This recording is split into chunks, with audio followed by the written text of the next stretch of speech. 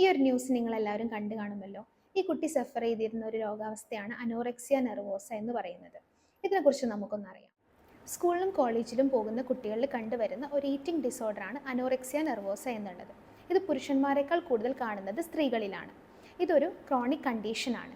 Anorexia nervosa ഉള്ളൊരു വ്യക്തിക്ക് അവരുടെ ബോഡിയെക്കുറിച്ച് ഒരു നെഗറ്റീവ് ഇമേജ് ആയിരിക്കും ഉണ്ടാവുക. അതുകൊണ്ട് തന്നെ അവർ ഭക്ഷണം കഴിക്കാൻ തയ്യാറാവില്ല. അമിതമായ വണ്ണം വെക്കുക എന്നുള്ള പേടി അവരിൽ ഉണ്ടാകും. ഇനി അവർ കഴിച്ചാൽ തന്നെ അത് തുപ്പിക്കളയുക, അല്ലെങ്കിൽ വിരലിട്ട് ഛർദ്ദിക്കുക, ഇതൊക്കെ ആയിരിക്കും അവർ ചെയ്തുകൊണ്ടിരിക്കുന്നത്. അതുപോലെ തന്നെ 50% ബിലോ ആയിട്ടുള്ള ഒരു ബോഡി വെയ്റ്റ് മെയിൻറ്റെയിൻ ചെയ്യാനായിരിക്കും ഇവർ ശ്രമിക്കുക.